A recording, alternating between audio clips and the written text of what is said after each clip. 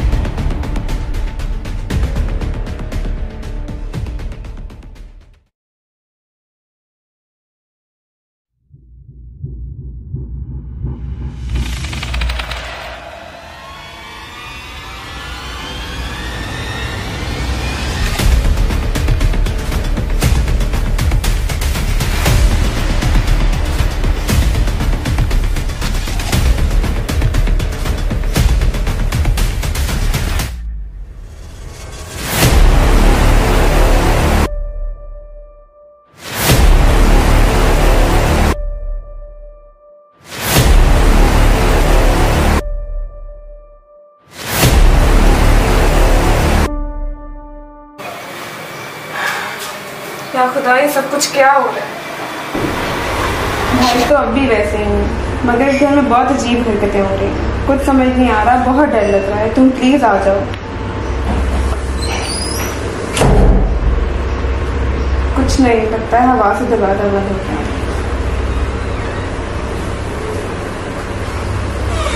मुझे लगता है कोई है, रुको मैं देखती हूँ।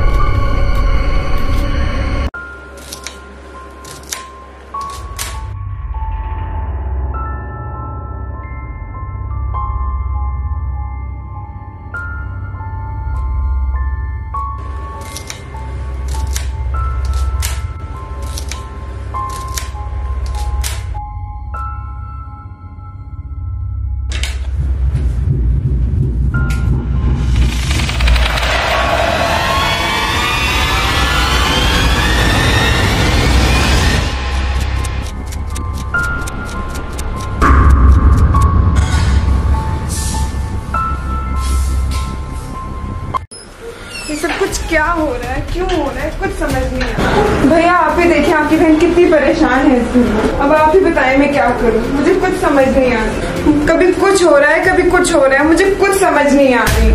क्या करूं?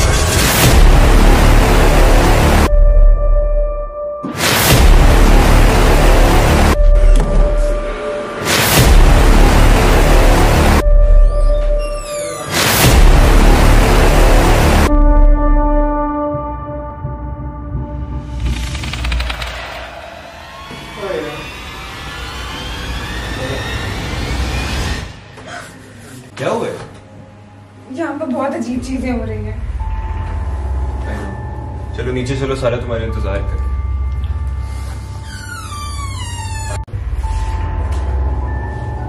हम नहीं जानते कि नताशा कैसे मरी, मगर ना तो ये किसी इंसान का काम था और ना तो ये कोई हादसा था। लग रहा है जैसे उसके अंदर से उसके ऑर्गन खाए गए हैं। और जब मैंने उसको बकायदा डिटेल में स्टडी किया है तो उसके ऑर्गन्स पे दांतों के निशान मिले। क्या कह रहे हैं, मुझे कुछ समझ नहीं आ रही। ये सलीम चाचा तुम्हारे अबू के वफादार हैं। जब हम तुम्हारे गांव गए थे तो हम इनसे मिले थे और इन्हें जो हमें हैरत अंगेज बातें बताई हैं, ये सुन के तुम परेशान हो जाओ। अस्सलाम वालेकुम। अब्बू से आपका बहुत जिक्र सुना। वालेकुम सलाम। तुम्हारा बाप एक अच्छा आदमी था, बस हालत से मजबूर था। क्या मतलब? मैं सलीम बख्त सालों तुम्हारे बाप का वफादार रहा हूँ और उनके हर गुनाह में उनका बराबर का शरीक भी रहा हूँ। उन दिनों की बात है जब अली की माँ की तबीयत दिन ब दिन बिगड़ती जा रही थी। उसका मर्ज़ ना तो डॉक्टर्स को समझ आ रहा था और ना ही हमें। ऐसा महसूस होता था कि उसके अंदर कोई शैतान रह रहा है। और फिर देखते ही देखते वो एक दिन हम सबको छोड़कर चली गई। ये जो चल रहा था इससे मालिक टूट से गए थे, लेकिन ये भी ख़त्म नहीं हुआ था, अभी तो बस शुरुआत थी। मालिक उठे, पानी पी लें। नहीं पीना। मालिक आप परेशान ना हो, हम छोटे बाबा को बचा लेंगे। नहीं, तुम बात नहीं समझ रहे। जैसा उन्होंने कहा था वैसा ही हुआ। तो मालिक आप क्या चाहते हैं, हम छोटे बाबा को मार दें? हाँ हाँ, मैं अपनी नस्ल ख़त्म नहीं होने दे सकता। अली को बचाने के लिए रहमान की कुर्बानी देनी होगी। काश काश मेरे खून से मेरे बच्चों की जान बच सकती। मालिक अब मेरी जान ले लें और रोहान बाबा को बचा लें। नहीं हो सकता ये। काश मैं अपनी जान दे सकता।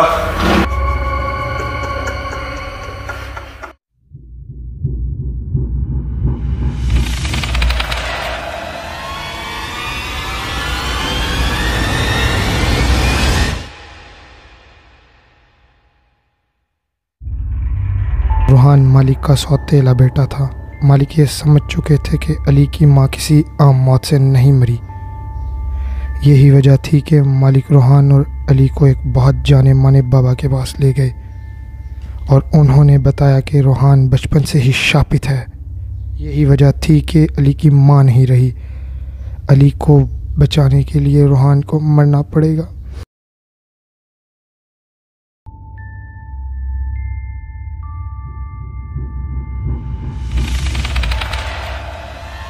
मार दिया रूहान को, छीन लिया हमसे रूहान को, मार दिया रूहान को, छीन लिया हमसे रूहान को, मार दिया।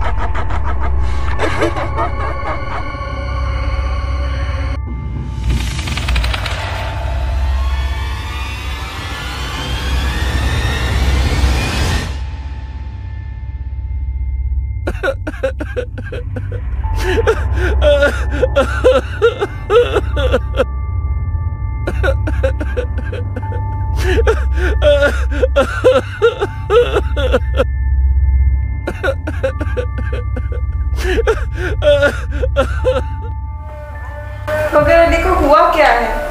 नताशा की रूह को बचाने के लिए अली को रूहों की दुनिया में भेज दिया। फिर क्या हुआ? अली नहीं, रोहान है। मुझे माफ कर दो, लेकिन मैं तुमसे वादा करता हूँ कि मैं अली को जरूर लेकर आऊंगा, लेकिन इसलिए मुझे तुम्हारी जरूरत है। लगता है हमें शुरू करना चाहिए।